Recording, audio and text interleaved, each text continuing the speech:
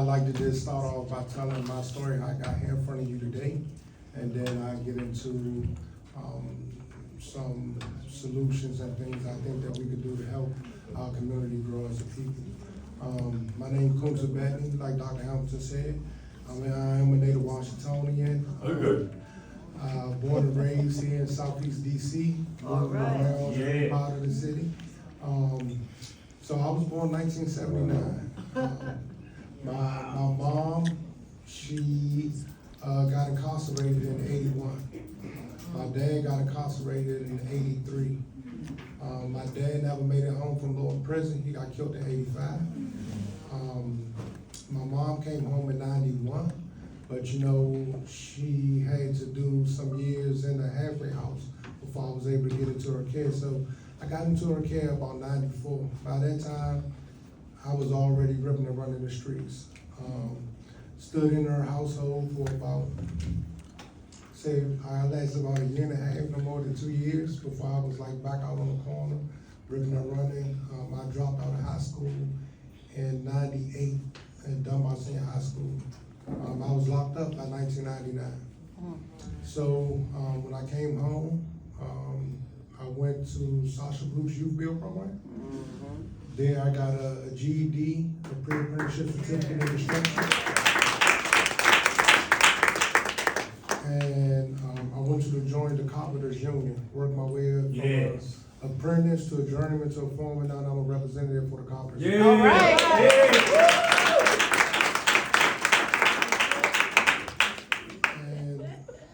One of the things that I could say by growing up as a troubled youth in these streets, right? Growing up without the guidance of a father or mother, you kind of become a product of your environment.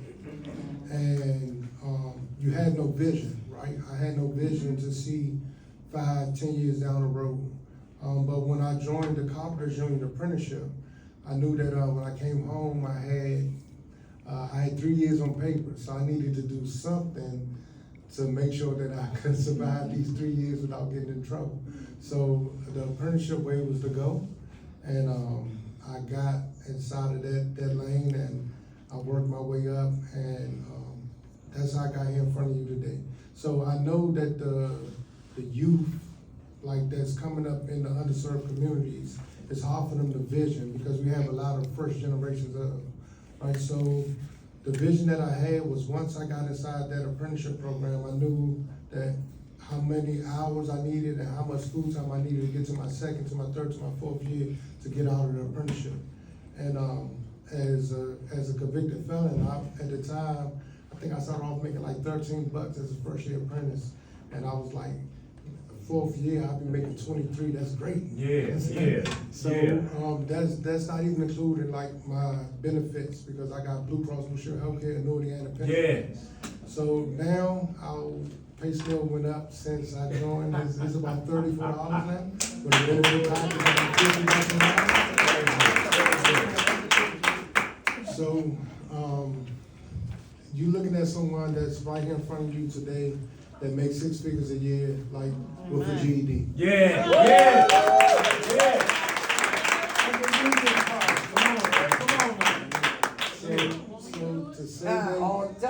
So to say that it can't be done, it can be done. That's right. I talk to the council members and everyone all the time about my opportunity and what I had and how we could kind of reproduce me, like turn 1 into 2, 2 into 4. And there's some things that we have to do to get there, right? So we need to strengthen the First Source Law.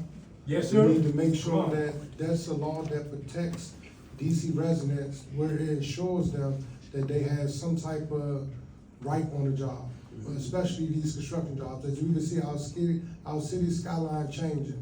So what I'm talking about is something that can be like, we can see a difference starting tomorrow. That's if right. we have the right people in place to do the right thing. We can start getting these young men and women off the corner and get them inside these training programs and get them on these construction jobs tomorrow if it's like the right thing to do, right? We can get it done, but we have to make a real clear path for them to understand the path that they could take and start to change their lives and start to become productive citizens in which, you know, our city can produce. Because as you know, the great Murray Berry, He built. If you think about the work he's done, he built Prince George's County, he built Mitchellville, he built he built the high-class parts of Prince George's County, because all of the workers went out there and set better housing and better opportunity, but they also work in the district. So, you know, I think that, you know, as a people, I come to you and I offer you, for your constituents, for the people you know, your grandsons, your cousins, your brothers, your uncles, a chance to come inside of our apprenticeship program and find a way where they can better themselves, right? Because it's an opportunity for them to make great money, benefits, but also learn like what is like your rights, because they're gonna learn like not to vote with this, but to vote who's helping you with. That's right. Provide for my family. That's right. And that's the most important thing that we gotta understand here, is that we need people to help us understand that part, that, you know, we, as African Americans, we are emotional people, right? So people always come and hit us with the guilt trip, and we feel sorry, and we You send us roses at Valentine's Day. I mean, like, what you doing to help me put food in my kids' mouth? That's what are you doing to help me provide for my kids' health care? What are you doing to help make sure that I can try to build generational wealth for me and my Yes, sir. And that's what I need to hear from you. I don't need to hear, I do have empathy, because I come from nothing. Come on. So I wanna pull people up with me. So I do Amen. have empathy. Yes, sir. But at the same time, With you. it's a lot of wasteful spending out Come here. on now. And I don't see our tax dollars working for us to help us with the crime, help us get these young men and young women in a better place than what they should be. So, you know, we could do it as a city, but we just have to understand the laws and everything that's out there. So, we need to check into First Source, strengthen First Source. I am proud to say we was in a battle with project labor agreements. So anytime the district spends $75 million, it should have been done with a project labor agreement. That means it brings union to the table, community to the table, developers to the table, and talk about outcomes of a job.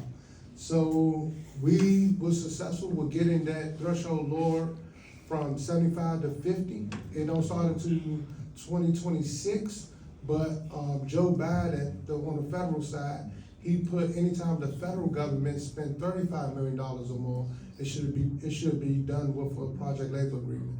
So we're gonna work the federal side with project labor agreements. We're trying to get your constituents to work, and when the DC PLA stuff kick in, we'll be ready to get them ready to go inside of these DC projects. So Dr. Hamilton had my number. If anybody interested, I don't mind sharing my number with you right now. Give me a call if you know anybody trying to get to work. I'm working for DC residents. I want to give young men and women a chance that I had to change my life and make this money that I'm making, and enjoy building that city. One of the most powerful projects I worked on is the African American Museum. So when you go in that museum, them steps, you walking on my steps. I did all the steps. All right. Come on. So, I need to say this is Bernie. Liberate our program, our apprenticeship program. My son, 20 years ago, Come on. went to the apprenticeship program. He signed up in Maryland and Virginia. Virginia called him and said because he wasn't a Virginia resident, he could not be in their program. When he was called in the district to the apprenticeship program, he was the only district person there. Maryland and Virginia people were there. Check the source.